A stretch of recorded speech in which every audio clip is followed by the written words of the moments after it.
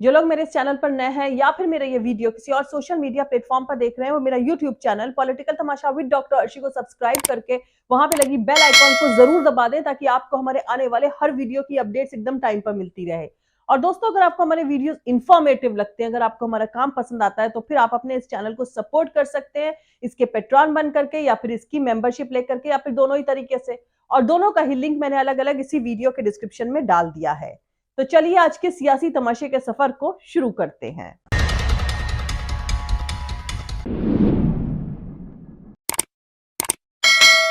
कांग्रेस के प्रेसिडेंट मल्लिकार्जुन खड़गे ने पश्चिम बंगाल के मालदा में अपने चुनावी भाषण में कहा है कि मोदी के राज में इंसानियत खतरे में है। एक कविता पढ़ते हुए खड़गे ने प्रधानमंत्री मोदी और उनकी हुकूमत पर तंज किया है। ना कोई राज खतरे में, ना हिंदुस्तान खतरे में, हमको तो लगता है कि सुल्तान खतरे में है। ना कोई धर्म खतरे में, ना कोई ईमान खतरे में, सियासत में पड़े हैं सारे बेईमान खतरे में हैं। सच पूछिए तो एक बस इंसान खतरे में है, इंसानियत की पड़ गई पहचान खतरे में है। इसकी वजह से धरती आसमान खतरे में है। चुनावी चाल है जो सबको आपस में लड़ाते हैं। नहीं है राम खतरे में और ना रहमान खतरे में।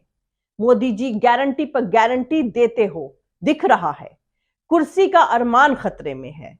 दोस्तों, मुल्क के प्रधानमंत्री और उनकी पार्टी के नेता पाकिस्तान नाम के मुल्क का जिक्र अपने चुनावी भाषणों में कर रहे हैं। 10 साल प्रधानमंत्री रहने के बाद भी अगर उनको चुनाव जीतने के लिए मुसलमान और पाकिस्तान की बैसाखी से चलना पड़ रहा है, तो मतलब साफ है कि उन्होंने अपने 10 साल की हुकूमत में कुछ किया ही नहीं है और अवाम की भलाई से जुड़ा कोई वायदा पूरा नहीं किया है। पाकिस्तान के नेता कांग्रेस के शहजादे को पीएम बनाने के लिए दुआ कर रहे हैं। कांग्रेस के समय क्या हाल था, यहां बम फूटते थे, आतंकवादी गोलियां चलाते थे, निर्दोषों को मौत के घाट उतारते थे और दिल्ली की सरकार पाकिस्तान को लव लेटर भेजती थी। लव लेटर 10 सालों में अगर कुछ किया होता तो ये चुनाव खुशी से उन 10 सालों की कामयाबी पे लड़ सकते थे, लेकिन ये चुनाव इस पे नहीं लड़ रहे हैं। जैसे जैसे चुनाव आगे चला जा रहा है, पहले धर्म की बातें, अब चोरी करने की बातें, पाकिस्तान की बात भी आ गई है। अब जैसे जैसे आगे बढ़ेंगे और ये 1 महीना निकलेगा चुनाव का, तो आप देखते रहना। इंडी अलायंस जो है एक प्रकार से औरंगजेब फैन क्लब बन गई। अब सिंधु दुर्ग रत्नागिरी वालों को तय करना है कि मोदी जी के साथ जाना है या औरंगजेब फैन क्लब के साथ जाना है। खैर, चुनावी मौसम में राम नाम की लूट है, लूट सके तो लूट लो। अब राधिका खेरा भी राम का हवाला देकर कांग्रेस को टाटा बाय कहकर निकल गई हैं। कुछ एक एक्सेप्शन को छोड़कर अभी तक जितने भी नेताओं ने कांग्रेस छोड़ी है, उन्होंने राम का ही हवाला दिया है।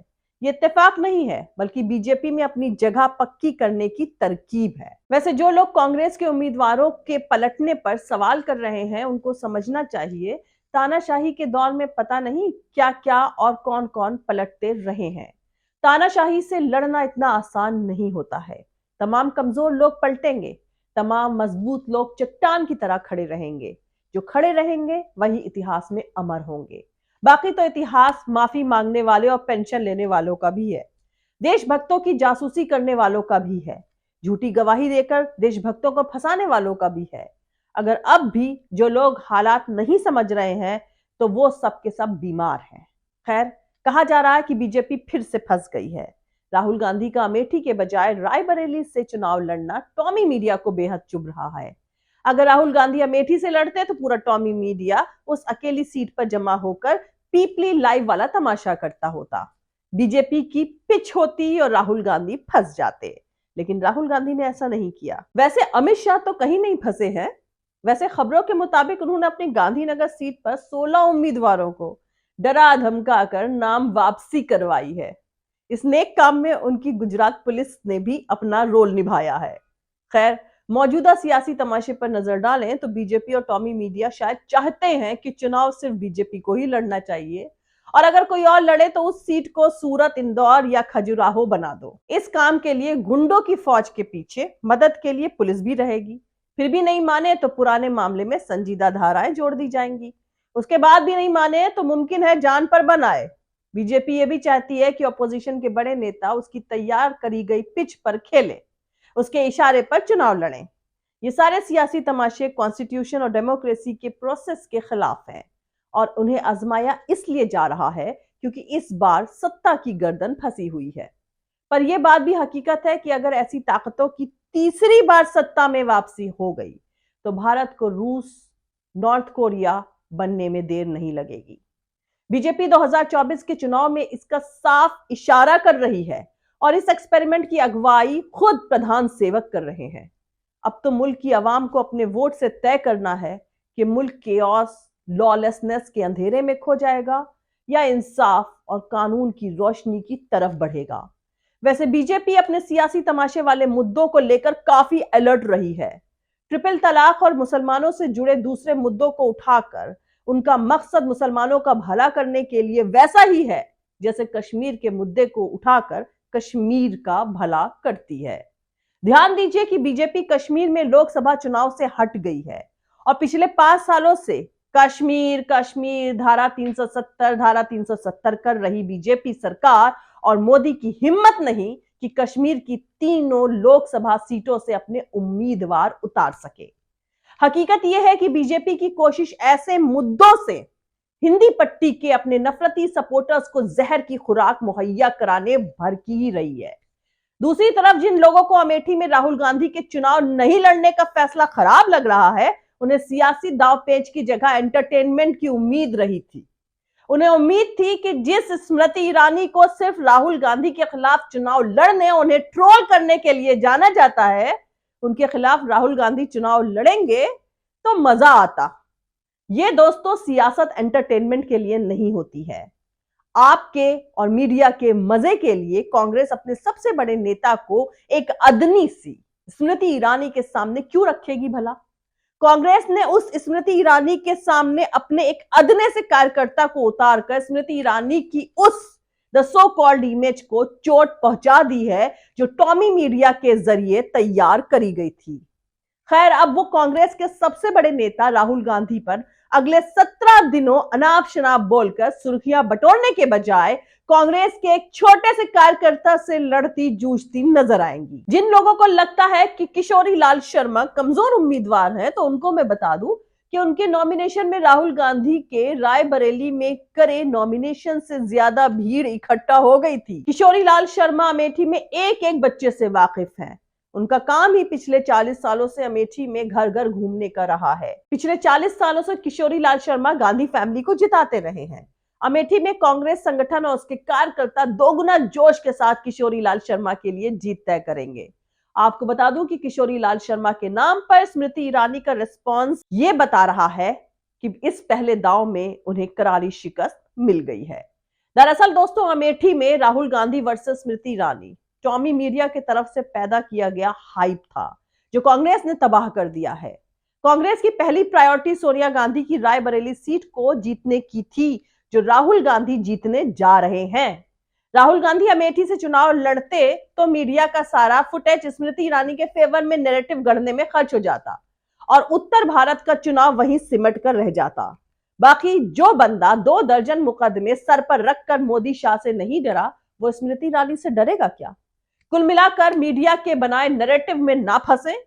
चुनाव नैरेटिव बनने से ही हारा और जीता जाता है और राहुल गांधी ने नैरेटिव बनाने के सारे खेल को पलट दिया है। दरअसल दोस्तों, कांग्रेस के इस दांव से स्मृति ईरानी अमेठी में फंस गई हैं, जो कि मुमकिन था कि राहुल गांधी की अमेठी से चुनाव लड़ने से चर्चा में रह जाती। जीतती तो जो होता सो होता, पर हार कर भी वो कुछ ना कुछ तो पा जाती। मगर किशोरी लाल शर्मा से हार कर वो अपना सारा घमंड भी हार जाएंगी। दरअसल अमेठी, प्रतापगढ़ और रायबरेली ये 3 जिले संसदीय इतिहास में आपस में मिले हुए हैं। हर एक की संसदीय इलाके में हर जिले का क्षेत्र आता है। पिछले 40 सालों से गांधी फैमिली के रिप्रेजेंटेटिव के तौर पर किशोरी लाल शर्मा कांग्रेस के नेताओं कार्यकर्ताओं को तो छोड़िए, अमेठी और रायबरेली के एक एक फैमिली के कांटेक्ट में रहे हैं और सबसे उनके जज्बाती रिश्ते रहे हैं। सियासत और अखाड़े की कुश्ती अलग अलग तरीके से लड़ी जाती है, मैदान दोनों का अलग अलग रहता है। सियासत में इक्वेशन यानी समीकरण का साथ देना जीत की गारंटी होती है। दरअसल अमेठी की बात करें तो यहां 20% ब्राह्मणों की आबादी है जो कि भाजपाई हो गए हैं। राहुल गांधी के पिछले चुनाव में 50,000 वोटों से हुई हार की वजह यही थी। किशोरी लाल शर्मा जब अपने लिए 40 सालों के रिश्ते का हवाला देकर इन ब्राह्मणों से वोट मांगेंगे तो यकीनन ये लोग वापस आ जाएंगे। कांग्रेस की यही स्ट्रैटेजी है। बाकी 20% मुसलमान तो हैं ही और बाकी 37% ओबीसी का वोट बिखेरने के लिए बहुजन समाज पार्टी ने मौर्य जी को टिकट दे ही दिया है। दरअसल जब स्मृति ईरानी राहुल गांधी के एक सिपाही से हारेंगी तब मजा कुछ और ही होगा। अमेठी वालों के लिए यह मजा कुछ और ही होगा कि जो किशोरी लाल शर्मा इंदिरा गांधी से लेकर राहुल गांधी तक को चुनाव लड़ाते आए हैं, उन्हें अब राहुल गांधी और प्रियंका गांधी चुनाव लड़ाएंगी, उनके लिए वोट मांगेंगी।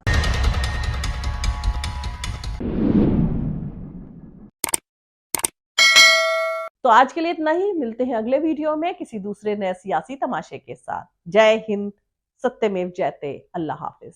दोस्तों, हमारा पूरा वीडियो और दूसरे और वीडियोस देखने के लिए हमारा YouTube channel political Tamasha with doctor Arshi को सब्सक्राइब करके वहां पे लगी बेल आइकॉन को जरूर दबा दें ताकि आपको हमारे आने वाले हर वीडियो की अपडेट्स एकदम टाइम पर मिलती रहे। और दोस्तों, अगर आपको हमारे वीडियोस इंफॉर्मेटिव लगते हैं, अगर आपको हमारा काम पसंद आता है तो फिर आप अपने इस चैनल को सपोर्ट कर सकते हैं इसके पेट्रॉन बन करके या फिर इसकी मेंबरशिप लेकर के।